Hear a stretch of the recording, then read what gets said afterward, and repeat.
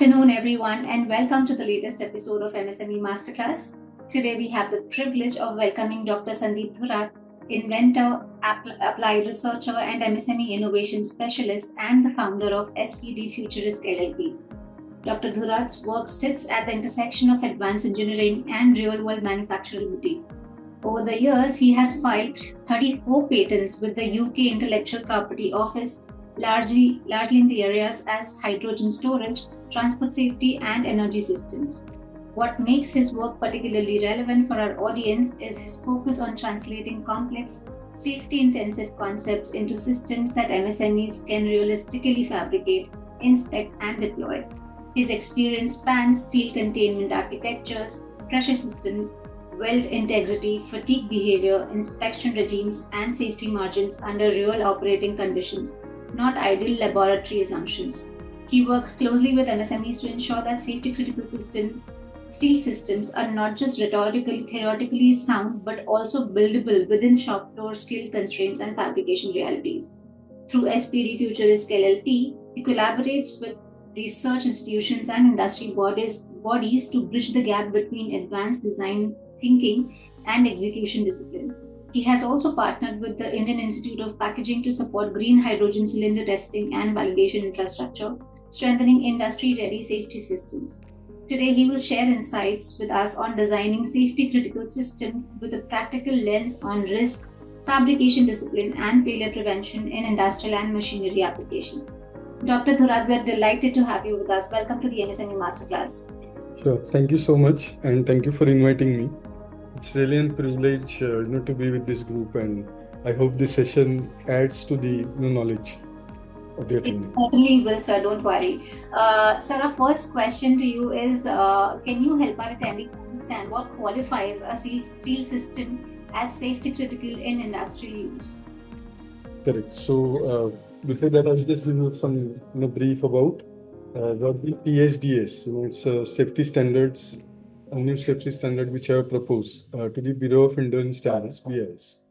So currently, the systems that we have, it kind of focus mainly on the technical issues like material properties, structural calculations, and fabrication tolerances, not understanding a gap which is explicitly there today, and that's where this PSDS for steel came into play.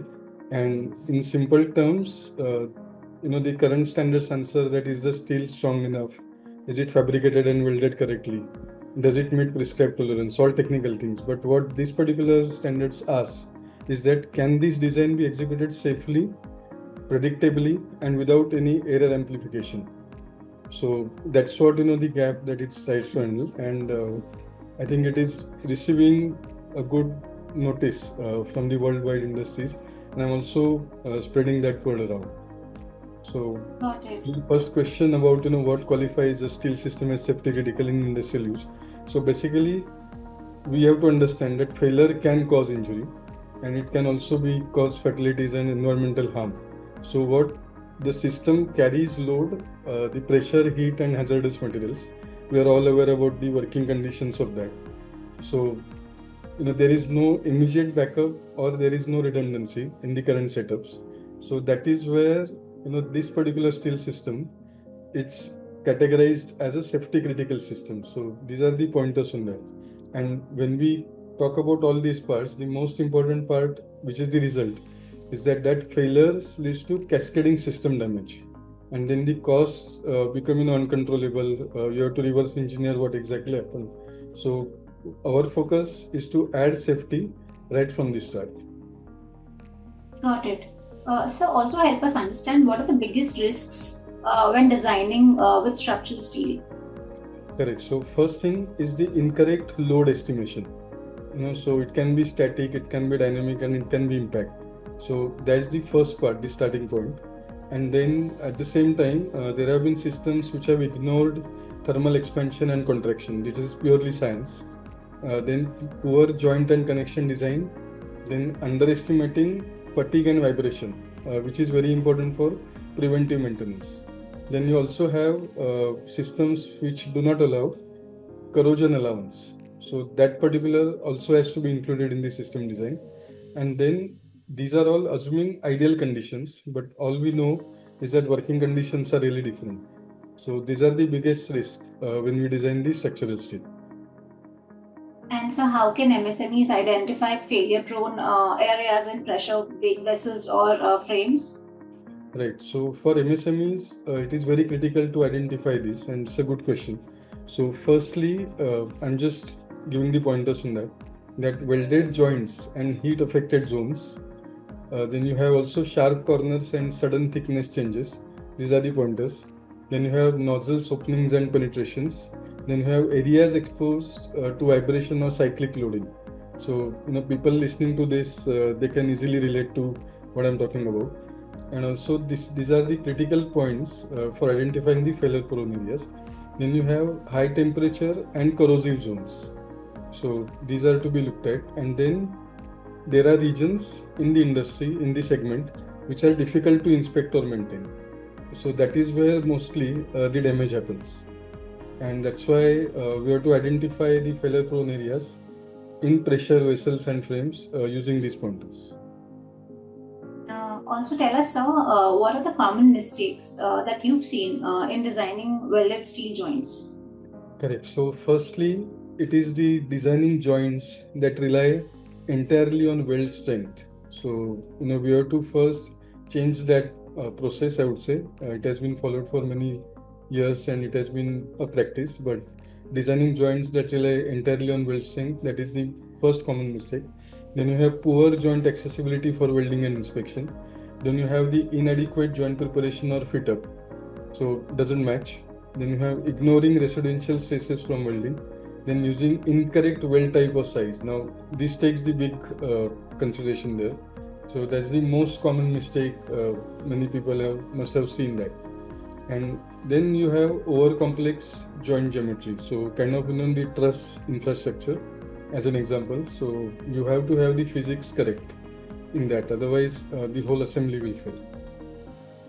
Got it. Got it. So, also help our attendees understand why do even well-designed, steel systems sometimes fail in real use? Right. So we, in this previous question, we touched upon that. So I'll just elaborate that. So the reason for that is we have operating loads which exceed design assumptions. So that's why it is very important to understand the design scope and limitations.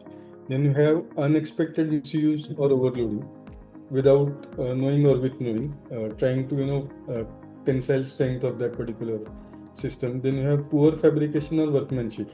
So design is something which is completely understood and completely 100% genuine, but when it is converted into actual working prototype or working machinery, it's a poor fabrication or quality or workmanship, which is very harmful. Then you have the lack of maintenance or inspection. So in our earlier responses, we touched about the preventive maintenance. So that is very important. Then you have the fatigue and corrosion, because steel systems, for example, they operate at very high temperature, as we all know. They have various chemicals which are prone to making the corrosion, and that particular fatigue and corrosion in the systems, which are sometimes goes unnoticed, and which is a recipe for the future mishap. Then you also have the human error during operation. So to err is human, as we call, but these systems, even though well designed, that's how the errors are introduced. Okay. Okay. So, according to you, how can MSMEs select the right grade of steel for high risk applications? Right. So first they have to match the steel grade to the load and stress type of the setup. So that is the first and most critical part of this, achieving the right grade of steel. Then you have the considering the operating temperature limits. So be aware of that and follow that. Then check corrosion resistance requirements, which we have touched upon earlier, that due to chemicals, there is a prone for corrosion. So that has to be taken care of. Then good weldability, using the proper weld, and for example, match that, and it has to have that particular stress capacity. So that ensures a good weldability. Then you have the certified grades to be used while selecting the right grade of steel. So certification is critical and it's available. So we have to go for that. And then we have to avoid over specifying the strength unnecessary. So be within the limit, be within the working limit, and that's the recipe, and the toolkit basically for selecting the right grade.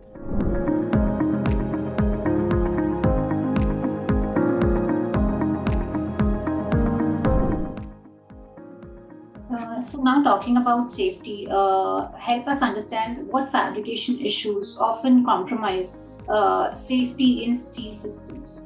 Correct. So it's like poor alignment and dimensional errors than what the plan was designed for. It happens mainly also due to oversight. Then you have the incorrect welding parameters. Then you have the material substitutions without approval. So there are certain cases which we have seen where the materials felt that this can be worked upon, but it did not happen, and that created a massive failure in the system. So every step has to be kind of drafted and inspected and validated.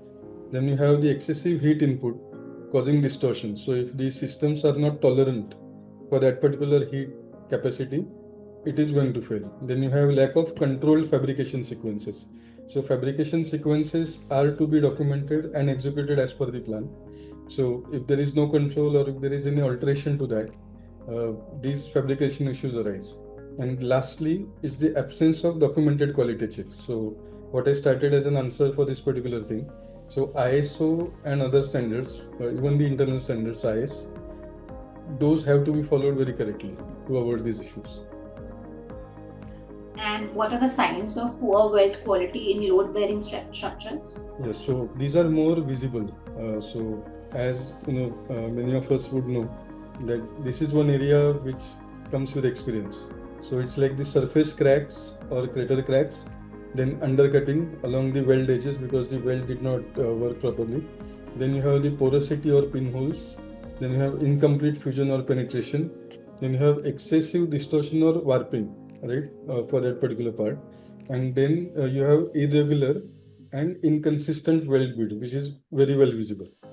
So this comes with the experience, and that's why having the correct and pure and exact weld is very essential. So now tell us about fatigue. According to you, how does fatigue failure occur in industrial steel components? Correct. So these steel components go through a lot of manufacturing processes over time. So the main reason is the repeated cyclic loading over time.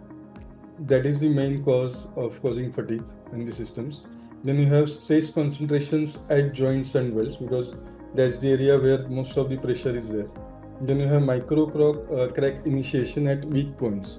So when these points become weak due to incorrect weld or incorrectly built joints or drifted away from the specifications, then you start having these micro crack initiations.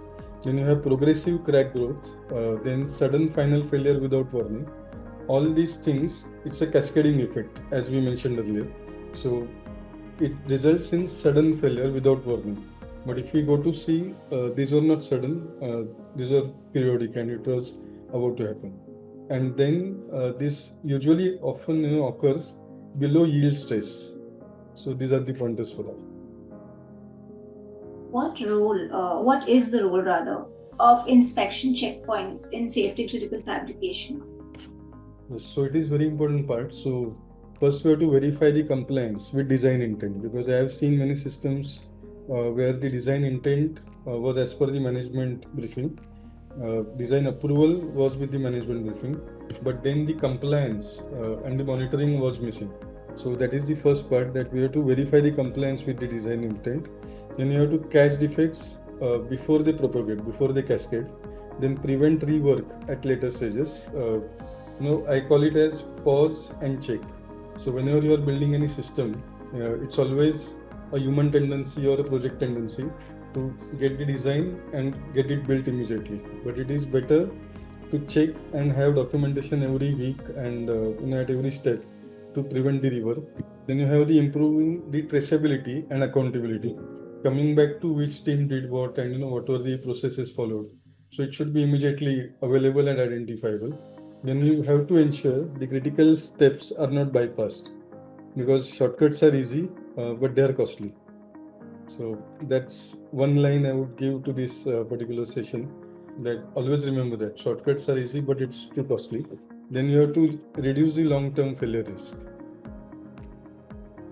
And how can small workshops integrate non-destructive testing affordably? Right. So basically, it's the strong visual inspection protocols they have to set in place, because these small workshops understand that they can't afford the proper inspection channels. But yes, within their team, they can prepare a certain team and expertise who can visually inspect that. Then do the penetration testing for surface cracks. Then you have to magnetic particle testing for ferromagnetic parts. This is very critical for the systems, and that's where the corrosion later on happens. Then focus NDT only on high-rise joints. Then you have to use the shared or third-party testing services if the budget's approved. And then you have to train the supervisors in the basic NDT methods. That's what we started the answer as, that you have to create the internal teams for quality checks.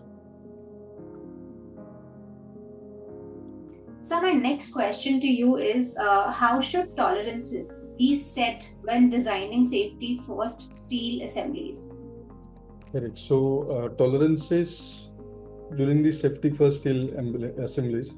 So you have to avoid the unrealistically tight tolerances. So there are some systems which I have seen which set unrealistic tight tolerances which are not workable. And those who work in this steel segment, they understand that very well. But that becomes initially the design intent, and after the discussion, you have to get that corrected. Then also you have to ensure the proper load transfer alignment, because the steel system, as we discussed at the earlier part of this session, they have to have the proper load transfer and alignment, unless there's a recipe for the system failure. Then you have to also allow the manufacturability without shortcuts. So our earlier comment that shortcuts are easy but costly. So the manufacturability of these safety first steel systems have to be documented initially.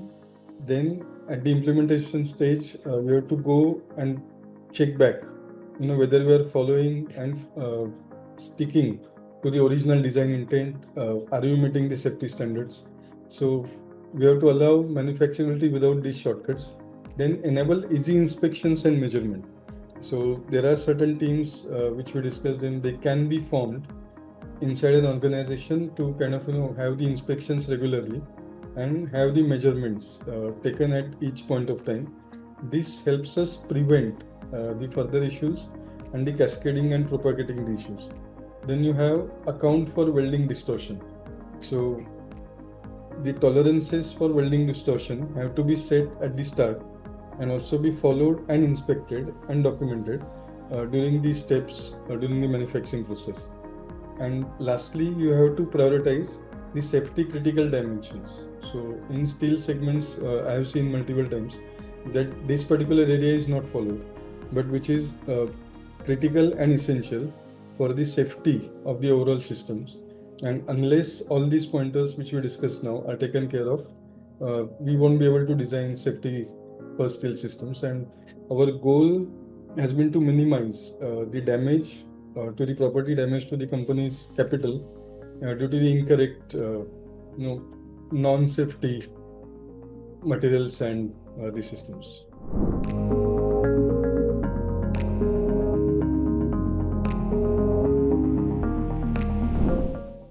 Got it. So, what are the best practices, according to you, that can reduce human error during fabrication? Correct. So the standard that I mentioned earlier, PSDS for steel, so it talks about that. And what it does is, firstly, we have to have the clear and unambiguous drawings, because there have been instances, and we have all seen that the drawings sometimes are not clear and there is an ambiguity exists into that, and that particular is the start point of how an error can enter the system, propagate, and then cascade. So the first point of time is it's clear and unambiguous drawings. Then you have standardized welding procedures, because we have been stressing a lot on welding, because steel systems rely heavily on the kind of correct weld, and that's the stress for the safety systems that you have to design. So standardizing the welding procedures is very critical, and it applies for all the MSMEs and even small workshops. There is no negotiation on that. Then you have to have the visual work instructions on the shop floor. So all of us might have visited the steel factories, and now with the help of AI as well, I would say the signings and the signages have become very smart. So using those particular instructions, which are because a picture speaks 1,000 words.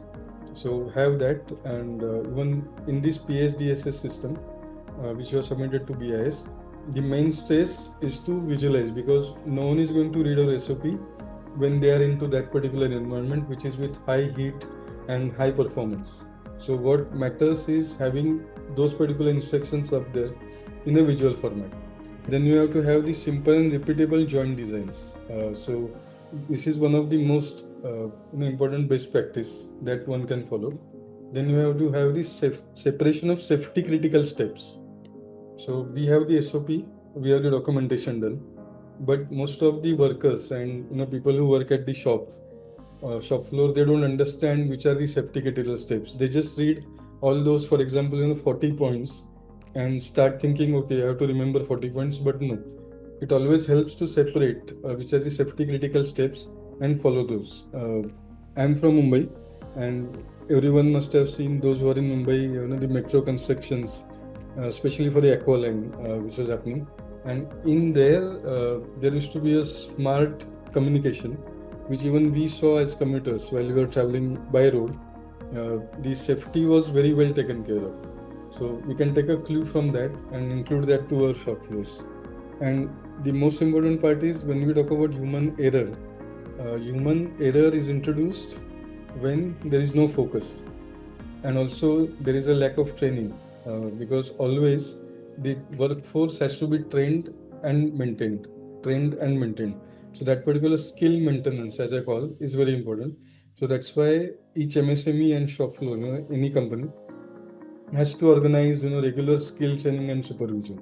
Because what we have also noticed is, when we talk to the line workers for this particular segment, they tend to forget, and that's the fact, because they are into such a working environment that they are not in the best of the environments in terms of the comfort. So we have to have that regular skills training and supervision. It may sound like it adds a cost to the operations of the company, but it definitely helps in the long term. Understood. So also tell us, what are the early signs, early warning signs, to put it that way, of failure in steel containment systems? Correct. So systems talk to us, is what I always say. That whenever we design a system, whenever we go for the validation of the system, implement the system and build the system, we know that system right from the inception. So those systems talk to us. Only thing is that we have to understand the signals. So there are visible deformation and bulging, which we can see, and which are sometimes ignored, thinking it's a temperature thing, and it will retract, but it doesn't. It becomes kind of permanent deformation, which is a warning sign that the system is failing and it has to be addressed on priority. Then you have the cracks and corrosion pitting.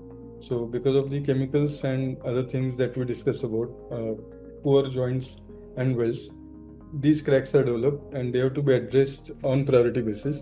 Then you have leaks or seepage. So that's one of the most common issues that we have seen.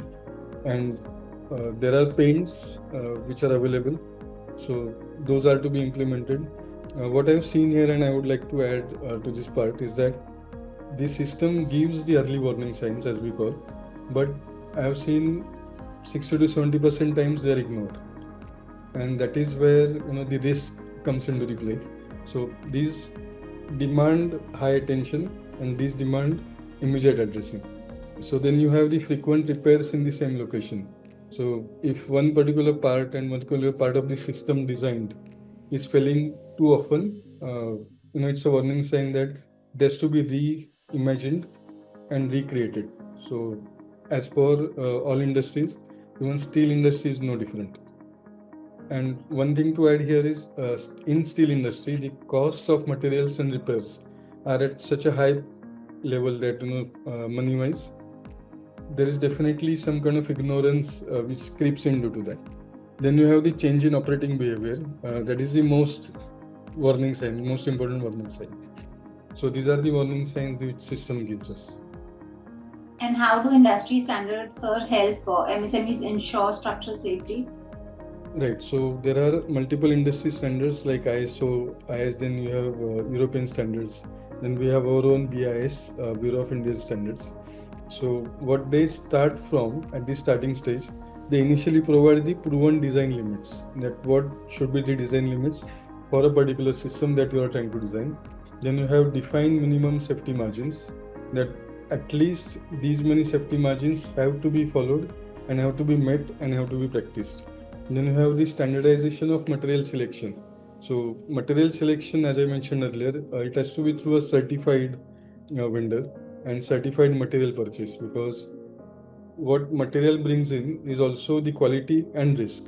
If not procured correctly, then you have to have the guide inspection and testing. So inspection and testing within the company through another team, which is built and which is formed. They have to be guided for that particular inspection and testing. That is very critical because you also build that capacity and skills inside your company rather than relying totally on third party. So I'll just give an example here. There were two institutions where we visited, and the internal team knew everything that what the external consultant would ask for in terms of audit. So what we did was we created the internal quality team who would guide this particular inspection right from the welding joints to design issues to the materials, and they completed their own internal audits, and then the external consultant was only called for external certification, ISO certification. So that saved significant cost for the company, and more than that, it created that knowledge hub inside the company which could be passed on to the other workers as well.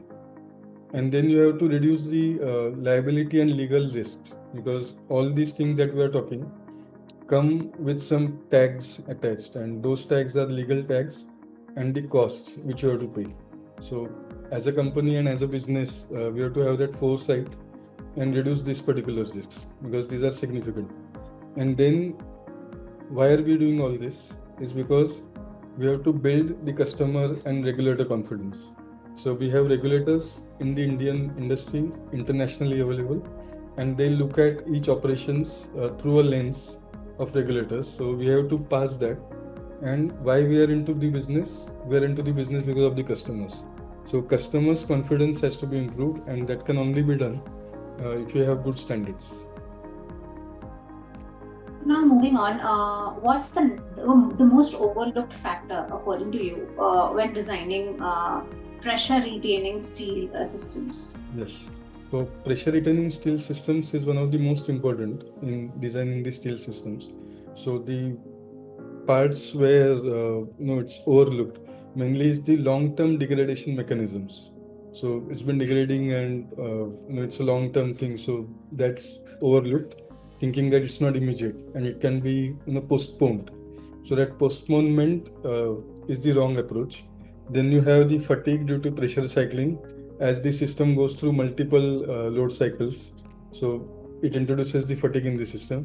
Then you have the corrosion under insulation or coating. So when we are doing the corrosion, it is also underestimated that so much thickness of the paint or the insulation is sufficient. It's kind of assumed, but in actual systems working, it is not. And you have to have the meter which measures the of thickness of that particular thing, and that has to be a part of your regular maintenance, which is the preventive maintenance under that inspection model. Then you also have the thermal cycling effects, then maintenance access limitations.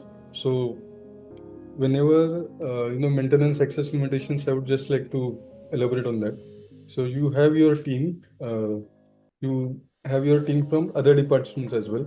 So you don't have that particular access given to all, and it's a very narrow approaches that some companies take, which is actually wrong. And for the steel safety systems, the communication has to be flat, that all departments, all teams, because good ideas can initiate from any team.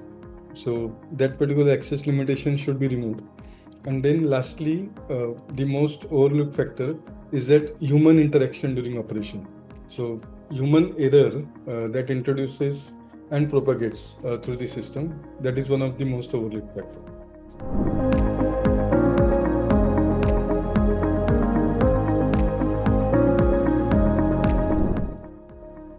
Now, so tell us, how can steel design account for real world abuse instead of ideal conditions? Right. So it's mainly the assuming the overloading and then the misuse scenarios. So misuse scenarios I will classify as what the design intent was for that particular tolerance. We are exceeding that while actual operations. So that's one of the misuse scenarios. Then you have to have reasonable safety margins in the systems that you are designing. Then there are in steel manufacturing, particularly, a lot of exposed and vulnerable areas are there. So you have to protect that. And through the corrosion handling, through the load stress test, you have to cover that. Then you have to have simplified joints and load paths. So joints which form an important part of the whole system design, you have to regularly inspect that, and during design itself, those has to be simplified. Then you have design for inspection and repair, because all our talk so far has repeated the same word, inspection, inspection, inspection. So audit is most important, and that follows the repair particular approach that you take. Then you have to reduce reliance on operator behavior. So PSDSS, the system that I am proposing, it reduces the load on a human for the overall steel safety, and process takes over. So that's the main part. Got it. So now, what documentation, according to you, is essential for traceability and safety builds? Correct. So traceability, which also converts into accountability. So that will design the system very well, and it will have a systems guarantee for safety, because the human resources for any company are most critical. So it starts from the material test certificate. So we discussed about certified materials. So we have to have the material test certificates, and whether those materials were tested for what the criteria of a particular MSME or the steel manufacturing is required. We have to have the barriers, I would say, totally set. That sometimes what I have seen is unnecessarily it introduces costs, because you are not actually using that particular grade of the material. So identify that particular material which you need, the grade and quality, and then get the test certificates. Then you have to have the proper welding procedure specifications, unless all these discussions and all these planning, they fail due to pure welding. Then welder qualification records. We have seen that in the hurry to set up a manufacturing unit, we ignore the kind of education and qualification which is required by the workers. So that's why welder qualification records are very critical, because that is a critical part of the overall system design. Then you have to have the inspection and test reports, whether internal or external, as per the company policy, but those has to be maintained on a periodic basis. Then you have to have the design revision history. So whatever the original design was, if during the work, and this is all dynamic and evolving, so if you have anything which needed a change and your company changed that, then definitely yes, you have to add that to a design revision history, and that is a requirement for all the standards. And when the regulator, as we discussed earlier, comes asking for records, this is one of the most important records, the design revision. Why the design was revised, and what are the reasons for that, and what actions were taken on that. Then you have to change the approval records. So whatever certifications you have, the kind of approval, if there is any change in that, you have to have the record. So this is how you introduce traceability for safety, and also accountability is added to the system. So my last question to you for the session is, how can MSMEs build a culture of safety without raising costs too much? Correct. So we are on the last question, as you said, but just to recap what we discussed since start, and it may sound to the company managements that we are adding costs, so it's not actually the case. in MSMEs, what our experience has been, and we have devised those systems with so many years of experience, is that we can do all these things without adding costs, and that's what matters the most today for the business. So we have to embed safety at design stage itself. Safety doesn't come after the design. It has to be embedded during design. What we have seen as an example is that in design, pure manufacturing and pure processes are considered. And whenever you talk about safety, they're like, okay, we'll take care of it once it is implemented. So that's a wrong approach. It adds more costs, in fact. Then you have to prevent failures instead of fixing them. So prevention is the better policy. Being proactive mode is good than being in reactive mode.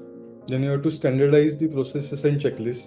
If your company, even if it doesn't have ISO certifications, but it helps to have the ISO processes known and circulated within the team so that they maintain that process, document it, and follow the checklists. That's one of the most important part to avoid system failures. Then you have to learn from near miss incidents. Any mishap is unpleasant, but there are cases where we just come so close to a mishap, but fortunately it did not happen. So you have to have a strong learning from that particular incident. Many of us are aware that how some of the automobile brands manage their brand perception, because brand is perception. So whenever there is an accident of that particular brand, they send the team anywhere in the world. The accident has happened.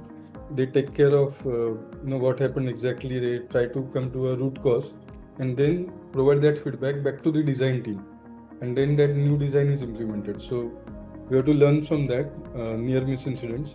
Then you have to provide the practical and not theoretical training, because this is the most important part. And I think this particular masterclass helps the attendees to understand the same, that this is not a theoretical part.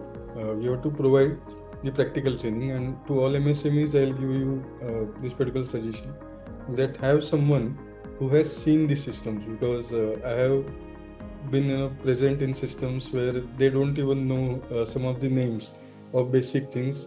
The human resources in that company, workers knew more than the trainers. So you have to avoid that and give the practical training. And then every employee is also owner of the company, because he's running the most important part for that particular company, and it is building the confidence in the customer, which is getting us more business. So that particular encouragement of ownership and accountability in each worker and each employee is very important. So that's how MSMEs can build a culture of safety without raising too much costs. That brings us to the end of today's session. Dr. Dhurat, thank you so much for coming on our masterclass and for sharing your detailed insights on such a critical topic, which is around designing safety critical steel systems. Thank you so much. Sure. Thank you, and have a good day. Thanks. You too, sir. For our attendees who are online, if you'd like to view the current episode, if you've missed any part of the current episode, please go on YouTube, type JSW1 MSME, and you'll find all our episodes uploaded there. Thank you once again, sir. Bye. Thank you. Bye.